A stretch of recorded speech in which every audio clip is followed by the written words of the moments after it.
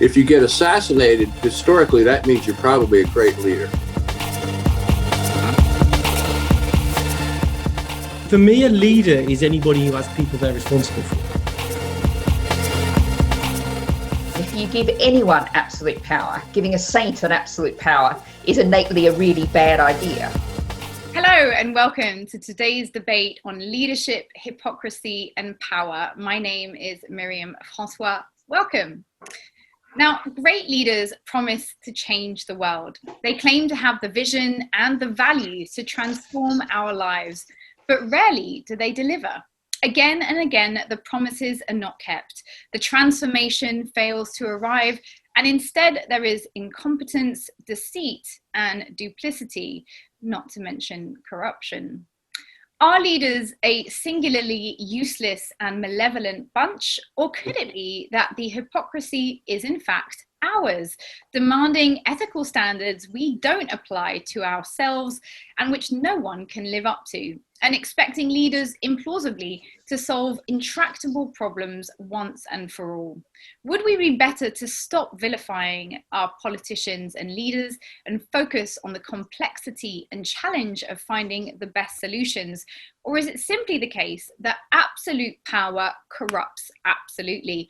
And should we redouble our oversight to ensure they remain in check? Now, to help answer these questions and many more, I'm joined by a fantastic panel. Kicking off it with Chris Hirst, who is a change agent, widely recognized as an innovative and inspirational leader. He's global CEO of Havas Creative and recently published his first book, No Bullshit Leadership: Why the World Needs More Everyday Leaders and Why That Leader Is You. Next up, Joseph J Ellis is one of America's leading scholars of history. Ellis was awarded the Pulitzer Prize for Founding Brothers, The Revolutionary Generation, and won the National Book Award for American Sphinx, a biography of Thomas Jefferson. And last but certainly not least, we have Natalie Bennett. Natalie is a British politician and journalist who served as leader of the Green Party of England and Wales from 2012 to 2016, and who now sits in the House of Lords. Welcome to our panel. Thank you for joining us. Are leaders a singularly useless and malevolent bunch, as some people seem to think? Natalie, do you want to kick us off on that one?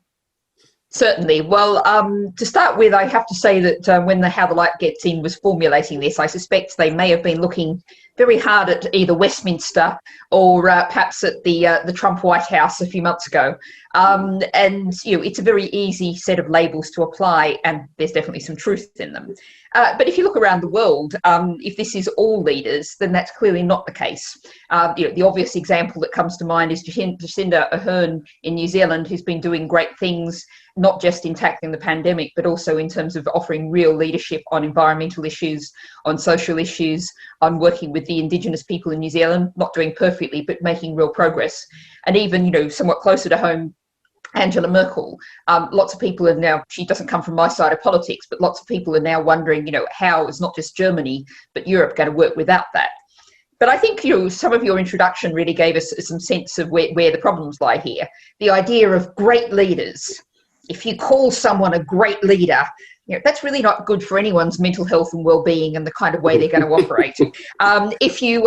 If you talk about absolute power, and if you give anyone absolute power, giving a saint an absolute power is innately a really bad idea. So, I think the question in this debate is focused very much on individuals, but what we have to do is ask, where are the real leaders in our society? And I'm talking to you from Sheffield in Northern England. Up the hill from me, there's a council estate that's got some real problems of poverty and inequality. But there's some great people there doing community work, growing food, getting food to people who really need it. There's brilliant, in Britain, there's millions of great leaders doing great things. What we really have to do is question what we mean by leader and ensure that we acknowledge that any country has millions of them. Thank you, Natalie. Joe, are leaders a singularly useless and malevolent bunch, as some people seem to think? Depends on where you want to land in history to answer that question. If you land in the present, as the earlier speaker mentioned, and you look at Great Britain and the United States in recent years, you'd be very troubled.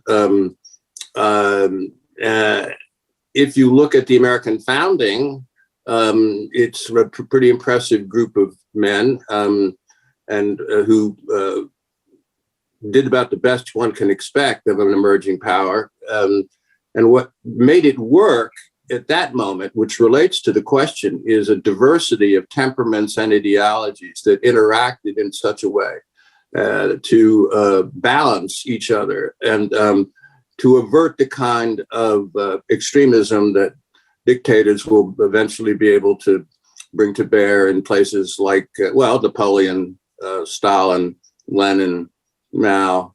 Are those people leaders? Well, yeah, they certainly are. I mean, look at Nuremberg. But they take a nation in each of those cases in a direction that history records and judges to be the wrong direction. I think the greatest leader in the 20th century is the man who rescues India from the British Empire. One of the historical tests of a great leader who is not too far ahead of public opinion in a democracy, because you can't be, is in the United States, the three greatest leaders of all time are George Washington, Abraham Lincoln, and Martin Luther King. The last two of them got assassinated. If you get assassinated, historically, that means you're probably a great leader. So what do you expect? The problem is expectation. American novelist once said that every book in America could be called Great Expectations. The problem is in our expectations of the people we elect for or we choose. But democracies worldwide, or any kind of popular opinion worldwide, has a tendency towards charismatic leadership, which is dangerous and leads you to the dictatorial pattern that destroys the very thing that you're supposed to be creating. Thank you so much, Joe. Chris, 3 minutes on are leaders a singularly useless and malevolent bunch? So my short answer is no. I don't think most leaders are.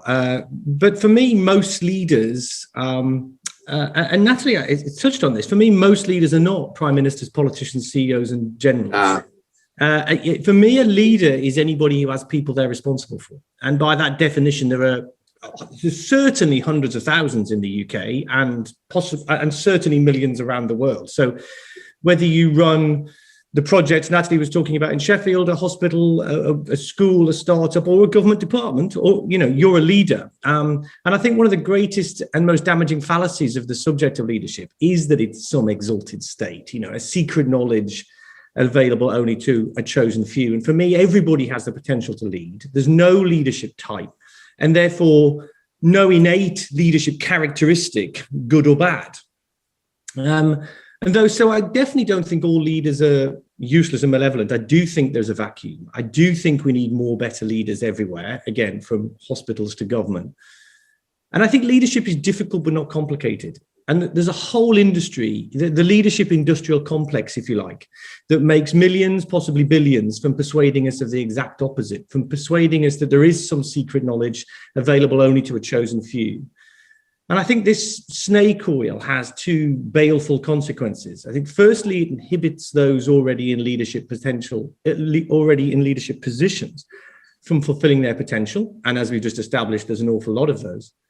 And I think, secondly, potentially worse, it excludes whole swathes of our society from believing that leadership is something that they could ever aspire to. So, no, I don't think all leaders are useless. But yes, I do believe that we need more better leaders and leadership, because at the end of the day, if you look at the problems any organization, whatever it is, however big it is, if you look at the problems and challenges they face, and they all have them all the time, if you pick at that problem for long enough, if you peel away its layers like the skin of an onion, you discover at the heart the problem is always leadership.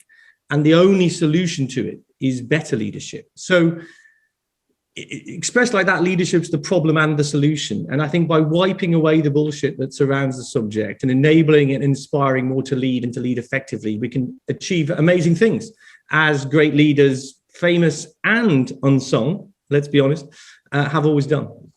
Thank you very much. Just before we move to theme one, I know, Natalie, you wanted to come back quickly on something there.